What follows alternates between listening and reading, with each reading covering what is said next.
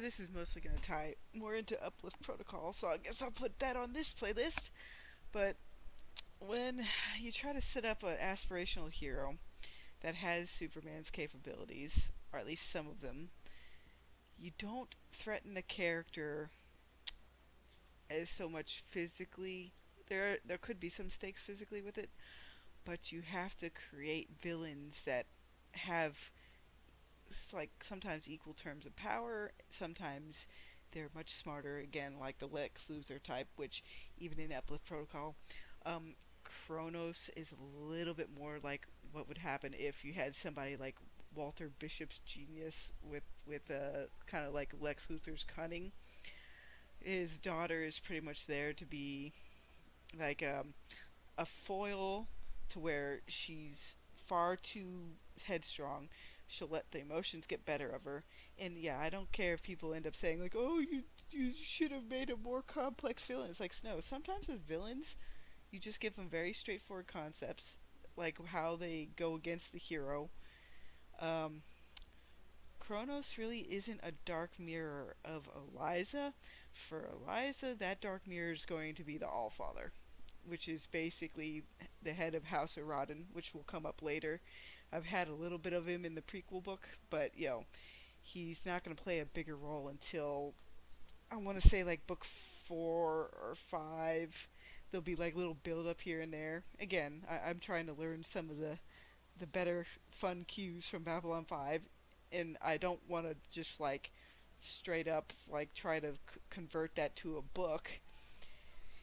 Even though Straczynski did make it a book for television, basically, but um, as far as aspirational heroes, like again, like Soups, you have to create a situation where the external threat either like can sometimes keep up with him, or you have to make the villains showcase more of how anti-life, like they're willing to do anything.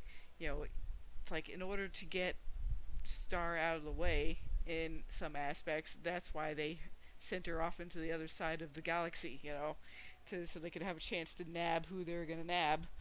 Of course, that failed because again, with when it comes to parent relationships, I of course had a mother protects her children, even if that child is a fully grown adult. So, and even in my society, again, prolonged, most people will last to be 250 years old if they have stage one. But later on, there'll be some other developments once the certain things get rolling. But yeah, you challenge an aspiration hero by trying to pinpoint their point of view versus like the infallibility of humankind or something like that. But in this case, it's going to be the vices of the villains versus the virtues of the heroes. So again, simple compare and contrast. I guess if some people aren't interested in that, that's maybe why they find somebody like Superman boring. Personally, I do not.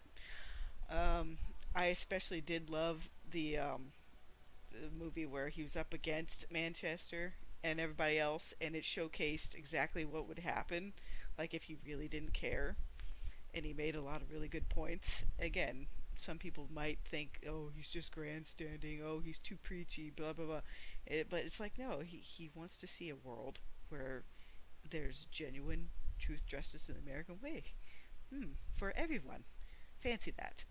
So with Uplift Protocol, I just wanted to kind of do a similar thing to bring back that old feeling I had with earlier Superman, and to not so much preach at people, but just show what a decent, good-natured character would do. Again, even Samwise did this for Frodo, and other superversive stuff where, yes, the hero will have their ensemble of people that help them along the way. And it's not really weakness. I mean, some people consider the mentor thing overdone, but sometimes the mentors will showcase like what the heroes can do, how they play off the heroes, kind of like how Lorien was trying to guide some of the races a bit, but eventually, just like in that show, the shadows stopped visiting him and only paid him lip service. So when Sheridan and his crew came along, Sheridan and the rest picked up some valuable stuff from Lorien. As that's the reason why in the far-flung future, with Babylon 5. The humans and all the other people that became uplifted and, transcendent, they ask who you are, what do you want, and where are you going. So they end up being proper caretakers, unlike the Vorlons and the Shadows. So again, with Uplift Protocol and the Superman mythos and everything else, I want to showcase the strengths, like what some might dismiss, because it's like, oh, you could throw anything at Superman and it's just a boring fist fight. It's like that's not really the case. Like there's certain things, yes, it's fun seeing Superman doing amazing things, and I do love certain stuff from the Silver Age because it's like at least the Silver Age knew how to have fun, you know. And even the Golden Age stuff, like some of Superman's earliest adventures, is like that was fun too. That was the kind of cornball I loved. Not everything has to make 100% sense. Um, let's see. I honestly wish that again that Superman wasn't being dragged in the muck. I keep mentioning it just because he's a very recognizable archetype, and it seems like so much stuff nowadays just has like, oh, what's the level of deconstruction we could do to him now? Again, I don't like Snyder Man much because it it it would work better again as a Marvel character, but as a DC character, no. I don't see the appeal. And if I had my actual iconic Superman on screen in some way, shape, or form, whether it's comic books, regular books, movie, show, then I wouldn't mind the Snyder stuff as much. Um, yeah, but that's a whole other can of worms. But as far as more stuff goes with my own series, yeah, the central villains are a dark mirror of either they're far too narcissistic. They don't, honestly, with Toth versus Kronos versus the Allfather, each one of them thinks they have like the upper hand on the other. So they have a marriage of convenience right now as far as like alliances. So you gotta wait and see how long that lasts. Hint, not very long.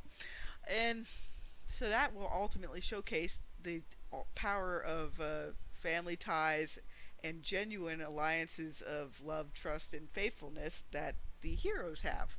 And that's the thing I always enjoyed about Superman too. He would always think about his family, but he would also care about the Earth too. Like that's the one way again, yeah, challenge Superman by providing him interesting conundrums where it's like, is he gonna still live up to his values or not? So the new writers don't really get this. Bendis can go in a hole and die for all I care. Yes, you can even try to put a channel strike on me for that, but I detest Bendis.